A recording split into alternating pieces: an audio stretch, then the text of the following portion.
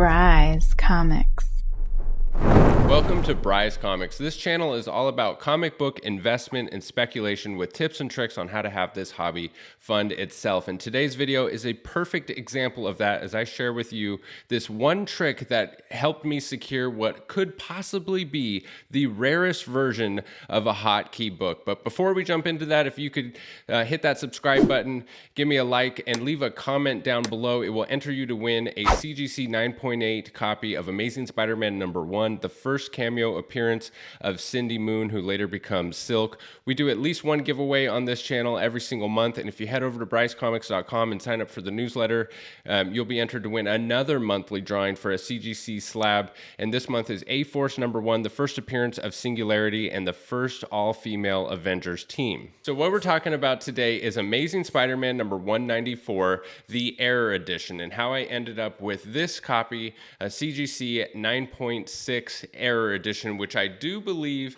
could possibly be the highest graded example of the Error Edition in existence. It's certainly the highest graded example that I've ever seen. And what I want to do is talk about this error, what it is, how I came to possess the 9.6, and finally what it might be worth. So ASM 194 is the first appearance of Black Cat and Felicia Hardy, which has been a super hot book recently. It actually landed at the #1 spot on Key Collector Comics Hot 10 list this week because people can feel it in the air that a Black Cat appearance on the big screen is sooner rather than later because of rumors and Easter eggs that we've been seeing for quite some time now. But it seems that people are still mostly unaware of this incredibly rare error version of the book, which presents a huge opportunity for you and I, because after you watch this video, you will also be in the know about what to look for this error version. And the error printing can be identified by a little yellow bar in the upper right corner of the trade dress. And when Nick, the guy behind Key Collector Comics, added the Error Edition as a variant to the Key Collector database, he found that there were 3 error printings in the last 465 sold and unsold listings, which would make the error version about a 1 in 150 as far as rarity. And I found that ratio to be spot on because I've been tracking this book for years, and about every 150 listings, one of the error editions will pop up. And lately there has been more low to mid-grade copies that have popped up on eBay, but overall that ratio holds true. And I'm checking all of the sites, not just eBay, and I've actually only ever found an error edition on eBay. And the thing that makes this error so difficult to identify and track is that grading companies do not recognize it as an error, and the reason they don't recognize it as an error is because they do not know about it. I tried to get in touch with CGC and see if we can get them to put it on the label, but it seems as though they may be a bit overwhelmed at the moment, and I don't want to push the issue. Let's just get those books graded first. So let's talk about how I ended up with the CGC 9.6 of this, and then we'll talk about pricing. I found out about this error about 2 years ago through Key Collector Comics and saved an eBay search on my phone for an ASM 194. And every day or two, I would just check every listing that showed up on eBay for ASM 194, graded, raw, everything that came across. And so far, I've bought 2 copies of the Error Edition. The first was a CBCS 9.2 listed as a regular edition. This was about 2 years ago. I got it for buy it now for $200, which at the time was the same price as the regular edition. And then I immediately relisted it and sold it listed as the Error Edition for $1,000. So this was 2 years ago. This was pre-Black Cat super hype. This was pre-market boom. So that was a lot of money for this book, and it was a 5x markup. But ever since then, I've regretted it because I've never found one that high of a grade since. And every now and then, like I said, they do pop up in raw low to mid-grade form, or even graded in the mid-grade range. But I was never really interested in a mid-grade copy of the Error Edition of this book. And then this baby popped up as an auction, but it was a CGC 9.2 listed as the regular edition, but it was an auction. So I figured it would do at least $2,000 because people have a whole 7 days to find the listing, and there are a good amount of people that know about this error. So I figured they'd be watching the auction as well. But I watched the listing anyways, and when we got down to the last 1 second of the auction, I placed my one and only bid, which was the absolute most I would be willing to pay for it. And if I got it, great. And if I didn't, it wasn't meant to be. And I placed that bid for $1,300, as you can see here on the screen. And the reason I bid that amount is because I thought I could flip it for $2,500, and that would be about a double up in a 9.2. But much to my utter surprise, I won the auction for $681.54, which is actually an outlier low sale for the grade 9.2 at the time. I was completely shocked. Just sheer luck that there wasn't another ASM 194 error hunter that was bidding on this auction as well. And then the book showed up, and I took it out and I looked at it, and I was shocked again because it was beautiful. I couldn't find anything wrong with it. I'm going, what is wrong with this book to give it a 9.2? So I went and pulled the grader's notes, which are now free for any paid CGC membership, and it said that there was a bend in the lower right corner. So I took the book out and I looked really close, and I go, oh my God, I almost lost my mind because it was such an easily pressable defect. And I'll put a picture up on the screen of what it looked like out of the case. I pressed it out easily, sent it to CGC, pre-screen 9.8 expedited. And the reason I pre-screened it was because I really thought this book had a chance at a 9.8. And if it didn't hit a 9.8, I would reevaluate it, press it again, see what needed to be done, and send it back in. It's just easier and cheaper if you use pre-screen in a situation like this, because the pre-screen rejection fee is $8 and the express grading fee comes out to about $102 for dealers. So if you're going to send it in a bunch of times, it just is cheaper and makes more sense to do it pre-screen. There's a whole lot of nuance to this, and only makes sense in certain situations, and in this situation it did make sense. And as I mentioned before, I'll throw my hat in the ring as a dealer. If you ever need to pre-screen something in the walkthrough or express tier, let me know and I'll help you out free of charge. But again, if you know what I'm talking about, you do. There's a lot of nuance to it. And so I sent it in pre-screen 9.8 and it got rejected. And I was surprised. I was really surprised that it got rejected.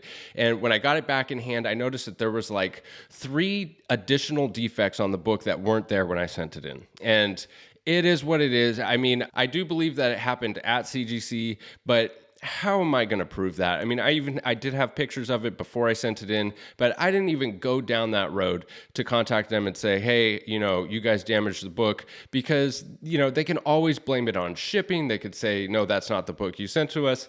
The pictures that I have don't really prove anything because that could have been before defects happened. So I just didn't even go down that road. And I'm curious to know from you guys, leave a note down in the comments. Have you ever had an experience and success with getting CGC to admit damaging a book? I mean, they're humans. We're all humans. We all have the potential possibility to damage a book. I could have accidentally done it during shipping and I didn't know that I did it. That is a possibility. We're all human. But on the same token, so is CGC, and they're incredibly overwhelmed. They have a high volume of stuff. So yes, it is possible that they damage books. And I'm just curious if you've ever had luck or success with getting them to admit that and what that looked like, because I've never actually gone down that road.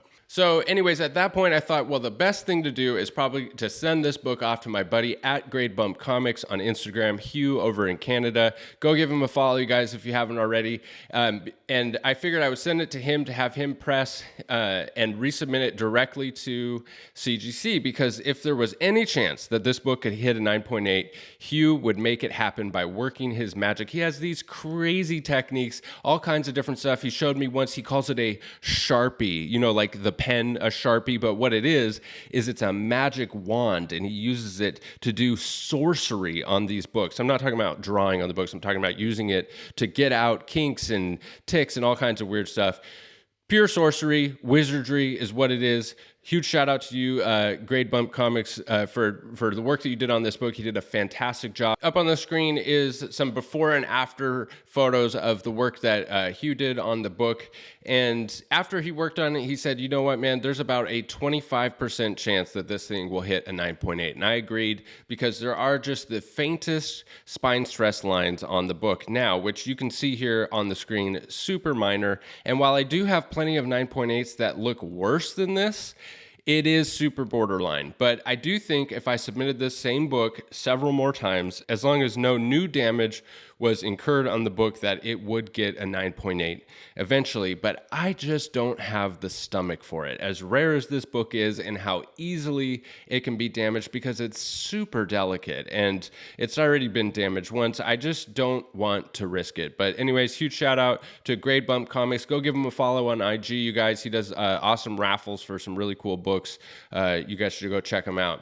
So let's talk about what this book is worth. And again, it's difficult because it's not recorded anywhere. Anytime there is a sale in this book, it just gets recorded as a regular edition of the book because it's not differentiated anywhere. So on all the sales tracking platforms, there's just one version of this book. But I know that I sold a 9.2 for a 5x markup about 2 years ago. And I think that that's actually a fair number for the high grade copies of this book. Low to mid grade copies definitely demand a premium, but not a 5x markup. It's kind of like newsstand editions of books where only the super high grade newsstands demand a super high premium.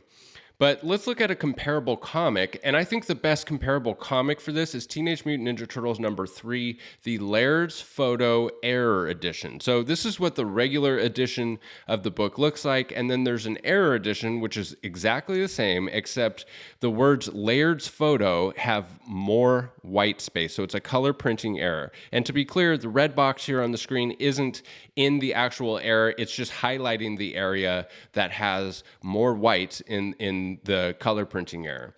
And this is a lot like this ASM 194 error, where it's just a small color printing error, which is why I think it's a great comparison. So looking at the sales data for the error edition of a CGC 9.6 of Teenage Mutant Ninja Turtles #3, the last sale was $3,480, while the non-error edition was $525. So that's a 6.6x markup for the error edition of the Teenage Mutant Ninja Turtles. And just to show how exponential the price difference becomes as you go up in grade, the CGC 9.8 error edition of TMNT #3 last sold for $25,000, and it was a signed copy, and the regular CGC 9.8 in the same month sold for $1,800. So that's a 13.x markup. So there's a 6.6x markup for the 9.6 error TMNT3 and a 13.x markup for the 9.8 error. And the reason is simple supply and demand. There's way less of the 9.8s and more people want them. So let's look at the census for Teenage Mutant Ninja Turtles #3 error and see how the rarity compares to ASM 194 error. There's 184 total errors on the census across all grades and 2,313 total copies of the regular edition across all grades. So that means the TMNT3 error is a little less than a 1 in 15 in rarity. For every 15 copies of the regular edition, there's at least one error edition. And that's not that rare, a 1 in 15. But the ASM 194 is about a 1 in 150 as far as rarity. So it's about 10 times more rare than the TMNT3 error. The big difference here, however, is that grading companies don't recognize the ASM 194 error yet.